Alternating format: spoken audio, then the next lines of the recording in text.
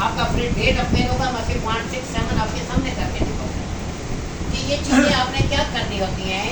आप ये करंट में अगर ले लेंगे कैपेसिटर टाइप, उसे बाजार में ये नहीं समझते कैपेसिटर टाइप, इनको पता नहीं होता दुकानदारों को, ये दिमाग ही खराब करते हैं। वो हमें समझते हैं हम खुद हैं, हम समझते हैं ये खुद हम टेक्निकली बात बता रहे हैं, उसको पता ही नहीं है। Yes sir. अब उसे कहीं करंट में अगर रिले दे उसका अब्बा भी नहीं बता सकता। इलेक्ट्रॉनिक रिले दे उसे बताएंगे यार मुझे नेशनल की इलेक्ट्रॉनिक रिले दे 3 पार्ट वाले, फिर वो समझेगा। क्योंकि वो नॉन टेक्निकल होता है, दुकान खोली देखा देखी यार मुनाफा है, दुकान खोली समझ नहीं आती। वो ये दुकानदार हमारे लिए बड़ी परेशानी का कारण बनते हैं। क्यों बनते नहीं? गैस फिलअप का तरीका नहीं आता, हमारा पट्टा गोल करते थे ये लोग। अब यहाँ पर क्या होता है कि ये रिले आपके पास लाए, अब इसके दरमियान हम क्या करेंगे, स्टार्टिंग कैपेसिटर नहीं लगता, अब इसके अंदर बड़ी खुर है, बहुत ज़्यादा खुर है इसके अंदर। जहाँ भी इलेक्ट्रॉनिक रिले इस्तेमाल होगी, ये भी इलेक्ट्रॉनिक रिले, ये भी इलेक्ट्रॉनिक रिले, मैं आपको इस्तेमाल करके दिखाऊंगा। ये हर बंदे के पास की बात भी नहीं है कि इसके साथ लोग स्टार्टिंग कैपेसिटर लगा के फिर रहे होते हैं, इसके साथ स्टार्टिंग कैपेसिटर नहीं लगता। नंबर 2, हर ये डेंफास के इलेक्ट्रॉनिक रिले ये वहाँ लगती है जहाँ ये रिले है।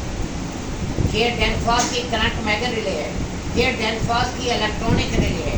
अब इस रिले को मैं बहुत जगह देखता हूँ, बड़े बड़े उस्ताद जी बता सकते हैं कि इसके अंदर, अब आप हंस रहे होंगे, हम भी ऐसे करते थे है ना, तो इसके और इसके दरमियान कैपेसिटर लगा देते, इधर एक कैपेसिटर लेके स्टार्टिंग कैपेसिटर इधर लगा देते। अब बहुत ज़्यादा मैकेनिक देखेंगे, उनका आपस में शदत ताल्लुक की कोई नहीं। यही तो फायदा है आपको काम करने सीखने के जाता है। इसके दरमियान आपको कैपेसिटर इसके दरमियान लग ही नहीं सकता, ये कैपेसिटर टाइप रिले है ही नहीं, इसके साथ कोई भी कैपेसिटर नहीं लग सकता। ना फैन लग सकता है, ना आपका स्टार्टिंग कैपेसिटर। क्यों? क्योंकि ये रिले लोकल है, लोकल रिले के अंदर आपका पॉइंट ही नहीं है कैपेसिटर का, ये पॉइंट होना चाहिए। ये पॉइंट होगा तो इसके दरमियान आप कैपेसिटर लगाएंगे तो आपके जो एम्पेयर हैं वो आधे आधे हो जाएंगे। इस रिले के साथ आप कैपेसिटर उस टाइम लगाएंगे जब आपके पास इलेक्ट्रॉनिक रिले ओरिजिनल होगी। ओरिजिनल कहाँ मिलेगी? आपको उस टाइम मिलेगी जब आप सेकेंड हैंड कंप्रेसर मार्केट से लेने जाते हैं, सेकेंड हैंड कंप्रेसर बाहर से आए होते हैं, उनके साथ ये रिले मिलेगी जहाँ पे कैपेसिटर होगा। फैन कैपेसिटर एक तरह इसके साथ, एक तरह इसके साथ लगाएंगे। अगर आपने स्टार्टिंग कैपेसिटर लगा दिया, आपका कंप्रेसर 7-8 एम्पीयर पड़ जाएगा। ये मैं आपको करके दिखाऊंगा। अब ये रिले है, इसके साथ आप स्टार्टिंग कैपेसिटर नहीं लगा सकते। स्टार्टिंग कैपेसिटर लगाएंगे तो आपका कंप्रेसर 7-8 एम्पीयर लेगा। आपने इसके साथ हमेशा फैन कैपेसिटर लगाना है। फैन कैपेसिटर जब आप लगाएंगे आपके सामने एम्पीयर ड्रॉप होंगे, सामने पता चलेगा। ये मैं करके दिखाऊंगा, कल हमारा काम ही यही है। उनके साथ कैपेसिटर कैसे लगाना है, शॉर्ट करना है, शॉर्ट नहीं करना तो क्या होगा। जैसे मैंने बताया है कि आप ये ना कि हाँ यार टीचर ऐसे बक करके चला गया है, ये तो है नहीं, ये काम मैं नौबत ही नहीं आने देता। मैं आपको पत्री लगा के भी दिखाऊंगा, पत्री नहीं लगाऊंगा तो आपको एम्पीयर भी दिखाऊंगा, पत्री में हटाऊंगा तो आपको ये भी दिखाऊंगा आप इस टाइम क्या कर रहे हैं। आपने स्टार्टिंग कैपेसिटर इसके साथ कैसे लगाना है, करंट में रिले के साथ आपने स्टार्टिंग कैपेसिटर लगाना है, फैन कैपेसिटर नहीं लगाना। लेकिन जहाँ पर आप इलेक्ट्रॉनिक रिले इस्तेमाल करेंगे वहाँ पर आपने क्या करना है, फैन कैपेसिटर लगाना है तो आपके एम्पीयर ड्रॉप होंगे, वरना नहीं होंगे। ये प्रैक्टिकली करके दिखाऊंगा। इस वजह से आपको इन्वर्टर लेने की जरूरत नहीं है। यार बिजली का बिल आ रहा है, बिजली का बिल इस वजह से आ रहा है, आपने थर्मो से कुछ फुल पे रखे हुए, फुल पे कभी रखा ही नहीं जाता। फ्रिज को जब आप 5 के रेंज से 5 से ज़्यादा है रेंज पे आप रखेंगे, फ्रिज ऑटो से फायर हो जाता है। क्यों हो जाता है? क्योंकि वो टेम्परेचर ही नहीं बनता जिस रेंज पे आपने 5 पे रखा हुआ है। वो टेम्परेचर बनेगा तो फ्रिज ऑटो करेगा, फिर फ्रिज सारा दिन चलता है। रात को जब बिल्कुल 2-3 बजे रात के हुए सुबह होने वाली होगी फिर जाके वो ऑटो करेगा, फिर सारा दिन चलता रहेगा। फिर कहेंगे बिजली का बिल ज़्यादा आता है, मर गए, ये है वो है। फ्रिज मैक्सिमम 2 या 3, मेरा फ्रिज गर्मी के अंदर 2 से ऊपर में नहीं, एक इस मौसम में 1 पे चल रहा होता है, वरना आप ज़्यादा पे चलाएंगे तो आपका बिजली का बिल आपका सत्यानाश कर देगा।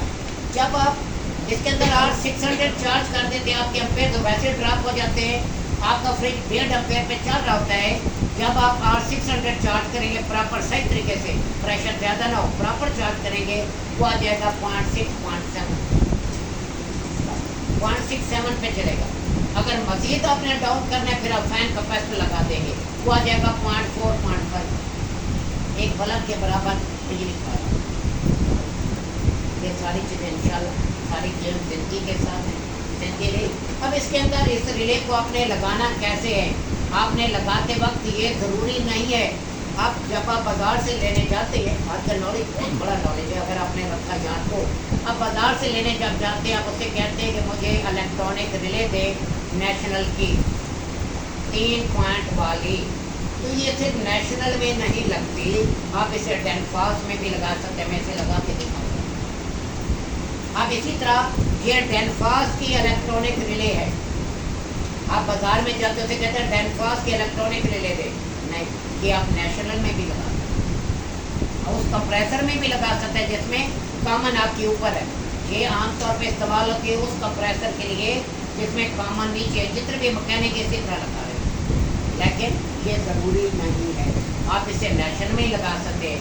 नेशनल वाले रिले को डेनफास में भी आप लगा सकते हैं।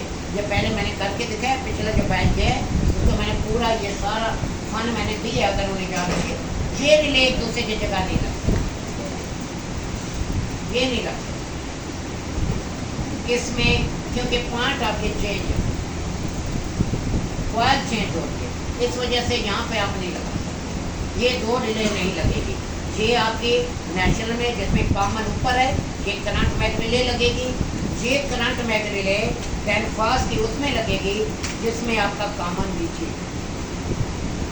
अब इसके कनेक्शन, उसमें मैं आपको इसके कनेक्शन बता रहा था। कनेक्शन में एक तार मेन की 10 और 14 पे लगती है, एक मेन यहाँ लगेगी, एक मेन नीचे कॉमन पे लगेगी। इसके साथ कैपेसिटर लगाना लाजमी है। पहले इसके अंदर पॉइंट आते थे 11 और 13, ये 11 है, इसके साथ 13.2 पॉइंट आते थे, 11 13। इसके दरमियान हम एक तार का टुकड़ा लगा देते थे, अगर हम कैपेसिटर नहीं लगाना हम इसको शॉर्ट कर देते थे। अब ऐसा नहीं है, अब जो रिले आ रही है इनको शॉर्ट करो तो एम्पेयर ज़्यादा ले रही है, यानी स्टार्टिंग को अलग नहीं करती। तो इस वजह से इसके साथ अब हम क्या करते हैं, हम इन चक्रों में पढ़ने की वजह से सीधा कैपेसिटर लगाते हैं, एक कैपेसिटर एक से रहेगा एक से रहेगा। अब कैपेसिटर से एक बात और भी ध्यान में, अगर आपकी फ्रिज के साथ जहाँ आप कंप्लेन पे जाते हैं फ्रिज या डीप फ्रीजर है उसके साथ स्टार्टिंग कैपेसिटर लगा हुआ है और आपका कंप्रेसर नहीं चल रहा, कंप्रेसर नहीं चल रहा, करंट ले रहा है मगर चल नहीं रहा, दो फॉल्ट मैंने दिए, एक चलता है एक नहीं चलता, नहीं चल रहा, उसमें एक फॉल्ट और भी आता है, आपके वोल्टेज ठीक है, वोल्टेज या कम या ज़्यादा नहीं है, नंबर 2 कंप्रेसर जाम भी नहीं है, स्टार्टिंग वाइंडिंग हीटअप भी नहीं है, रिले का मसला भी नहीं है, वहाँ एक इशू आता है कैपेसिटर का ख़राब होना। अगर आपका कैपेसिटर कमज़ोर है या आपका कैपेसिटर ख़राब है तो करंट स्टार्टिंग वाइंडिंग में नहीं जाएगा और आपका कंप्रेसर नहीं चलेगा। इतना बड़ा नॉलेज दे के आप कितना करें तो फिर तो होता है दुख की आवाज़। ये हर चीज़ आपको बताई जा रही है, याद रखना, अल्फाज आपने याद रखने, कोई आपको ज्योमेट्री मैथमेटिक्स नहीं बता रहा, ना कोई नक्शा करो या आपने याद करना है, ना डायग्राम है, सिर्फ मेरे अल्फाज है, आपने रिकॉर्ड करें, घर जाके बार बार सुने, आपका कोर्स क्लियर है, आज ही क्लियर हो सकता है। जो लेक्चर आपने घर जाके जो है आपके पास उसे 2-3 बार सुने। मेरे बहुत ज़्यादा लेक्चर जो है आपको यूट्यूब नेट पे बहुत ज़्यादा मिल जाएंगे, कहीं ना कहीं लड़कों ने अपलोड किए हैं, बहुत ज़्यादा, खुद मैं परेशान होता हूँ, लड़कों ने सारे टोटल कोर्स ही कराएगा, तो आपके लिए बड़ा आसान होता है काम को सीखना समझना। जी कोई सवाल?